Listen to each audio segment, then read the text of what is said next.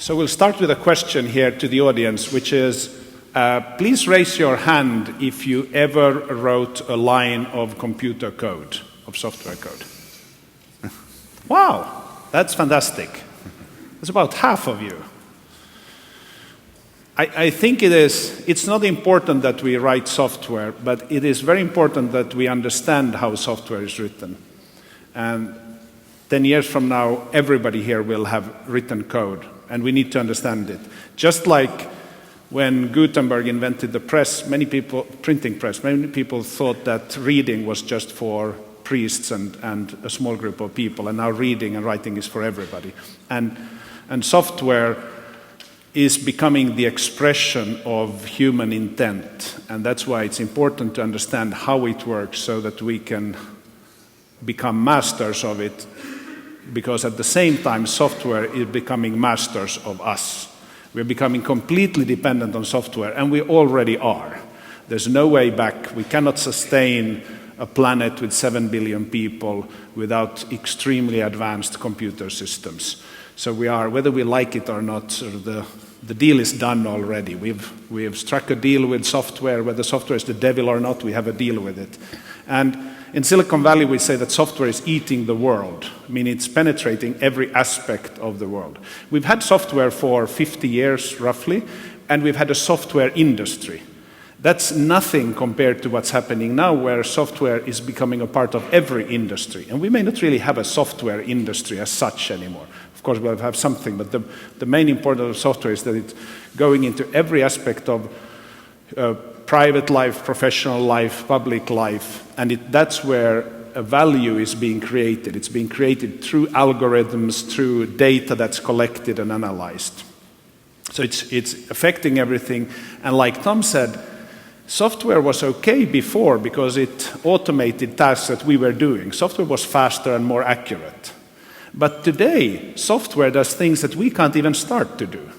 Software has such capacity that it's doing things, even today, that human beings will never be able to do. So it's really coming in and enabling civilization to rise to a new level. But every time when the civilization rises to a new level, there's some baggage you need to leave behind. And software is attacking business models today. You may be proud of your balance sheet, but it may be worthless tomorrow because somebody is disrupting you. And software is also affecting organizations, and that's one of my passions and topics, in how organizational life changes when you automate companies, you come into the networked economy, and suddenly your company is not a clear entity. You have porous borders, and it's not clear when you walk into a big headquarters today whether the people you meet are freelancers, hired, worked for the security company, partners, overseas people, outsourced. We are seeing a shift there where this command and control is falling apart because we don't command and control all the people. And we are seeing human beings being empowered, and we talk about consumerization of many things, where it starts from the individual and expands into the organization. And when that happens, the notion of employment is completely changing. We believe that employment is something valuable and it's something we need to maintain and respect. But our kids, they don't think that way. They get together ad hoc with people they have never seen, over people they have no control, and they do amazing things quickly, and then they say hasta la vista and go on to the next thing, and they may never see each other again. So we're seeing a completely different way of organizing professional work. And that means that leadership probably must change. Or I don't know. That's why I'm here, because I want to know how leadership should change when you don't have command over your people. They use their own smartphones. They sit in their meetings reading emails while you try to talk to them. They have their own interests. They can afford to be fired, so they don't need to follow every order. There's so much new there. And at the same time, they are full of energy to get something done, and they get excited by things, but you don't know what they get excited by and how. So somehow leadership must figure out that although leadership probably is the same as it has always been. There were leaders who got the mirror neurons of people aligned, and then they went somewhere and they built a religion or a nation or a corporation or a ship or whatever, and they did something together. And that's probably not changing, but everything else might change. The way we communicate, the way you are a leader. As a leader, you don't have layers of protection anymore. You are immediately there. You must tweet to your employees and your customers. And there's no PR agents in between checking it necessarily. Of course, in public companies, but it's much more immediate. And you need to talk to people with different intentions, different ambitions, different languages, different cultures, different locations, different time zones. So somehow here, leadership has to go through some renovation to be applicable to the new, so that you can get stuff done. And there are many questions as to how it should be done, and what are the fundamentals of leadership that we should never abandon, and what are the incidentals, the practices we've accumulated over maybe 50 years and that we think are useful but are actually completely useless. And that's an important discussion to go through, because many times we who lead, we came from a different world. We are all digital immigrants. We were born outside of the internet and we immigrated into the internet. But our children and our millennials who work for us, they are digital natives. They were born in this country called internet, and for them it's completely natural. They have no leadership experience. On the contrary, they have less leadership experience because they didn't grow up in a family with 15 children. They didn't go to church every Sunday. They didn't grow up in a small village. They grew up in dysfunctional families, moving from school to school, never leading anything other than their own computer. So we have challenges with those two worlds and making them work together. And that's my question to the audience. What should we abandon and what should we stick to? And what new tricks do we digital immigrants need to learn in order to be able to lead the millennials? Because they will still need our leadership, although they claim they don't need it. I think they do need it. Thank you. Great. Thank you.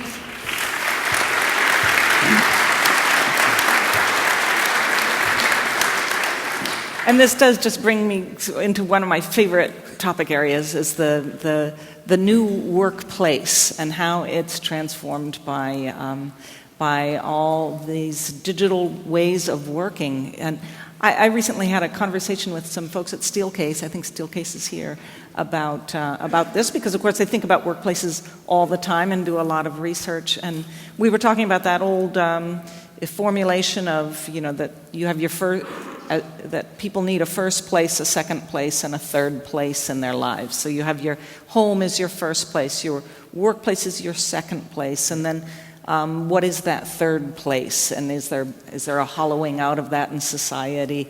People think, maybe, is that what Starbucks is now, the new third place? Because or the konditorei in Wien, right, with great strudel. That's the third place here. I could live with that third place. But the problem now being that even as we were worried about what is that third place, the second place is eroding on us, so that you go to workplaces and that they're quite hollowed out themselves because so many people now work remotely. It does seem to me it creates profoundly different challenges for leaders who can no longer assume some things that just came naturally with co-located workforces. But you have this great benefit of being able to just reinvent workplaces, because like when you are involved in a startup, you don't have any legacy that you have to dismantle. So as you go into your next venture, will you be putting together some different kinds of workplace arrangements that will allow them to, get past some of these challenges? I think I'll just reread one of Peter Drucker's books.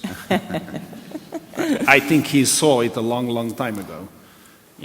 Like you said, focusing on values and culture and the purpose of the organization, and then trusting those kids that they will ultimately get it right. Never a bad idea to go back to your Drucker. Charles Edouard, you've been talking from the perspective of your clients, but you, of course, are the CEO of, the ultimate kind of knowledge-based business, a strategy consulting firm.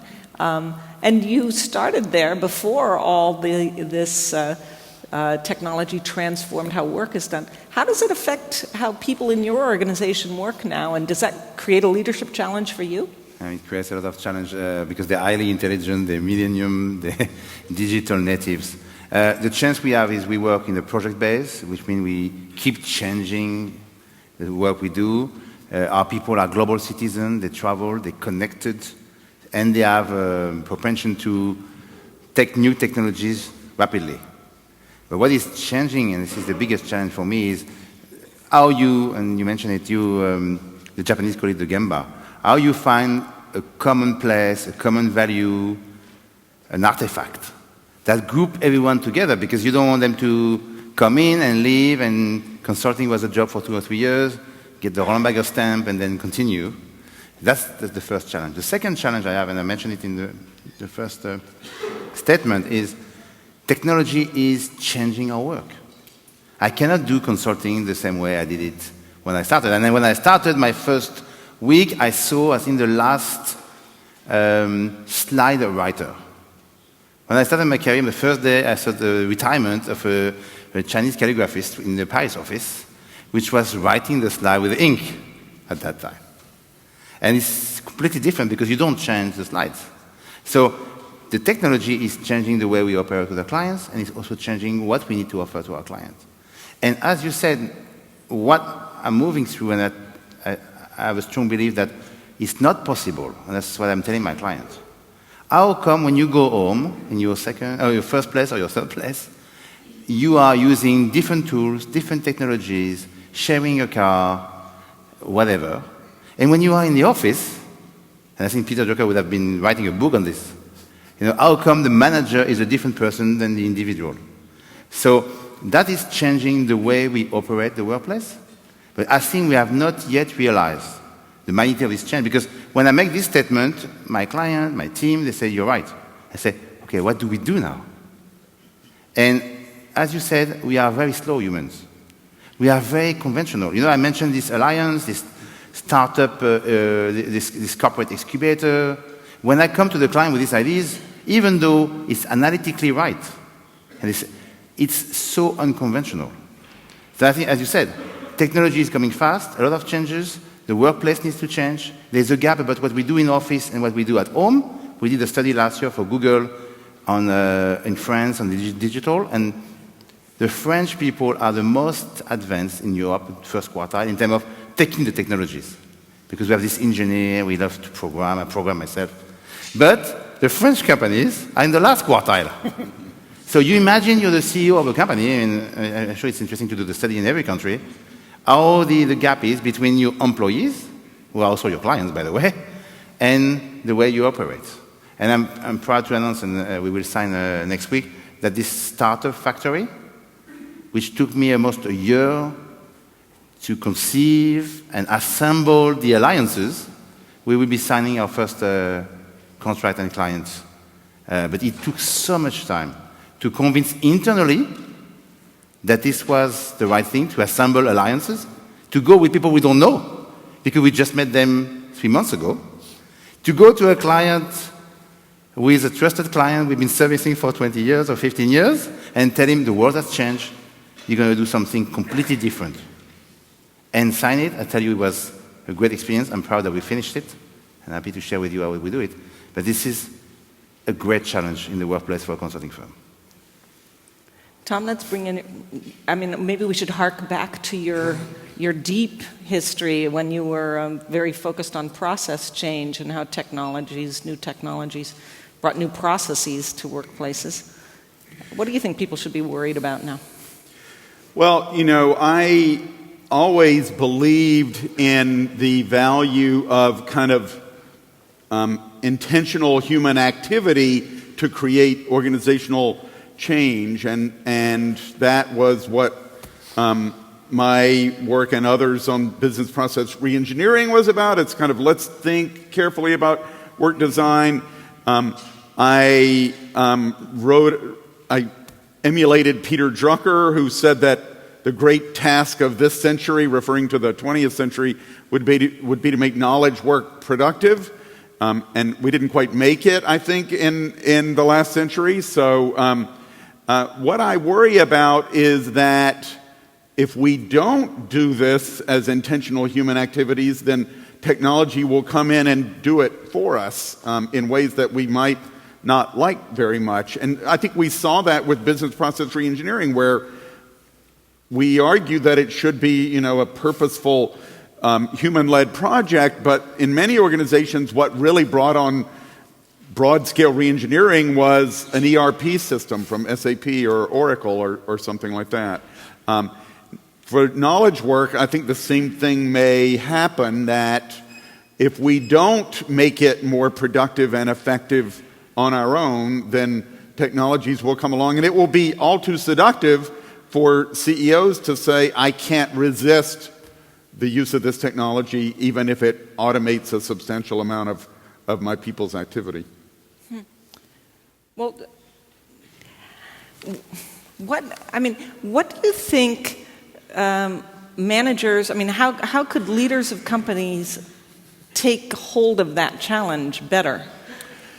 Well, most of the leaders I have met of companies are humans themselves.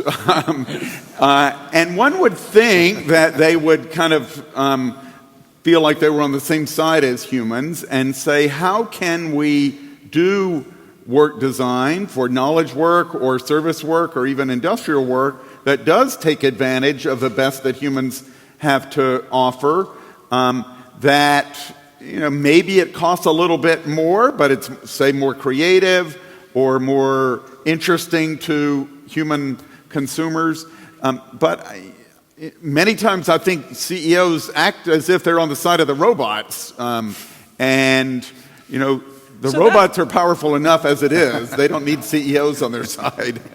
So, and that's as simple as a mindset thing, that they're focused on, I guess we would say, automation as opposed to augmentation of human strengths.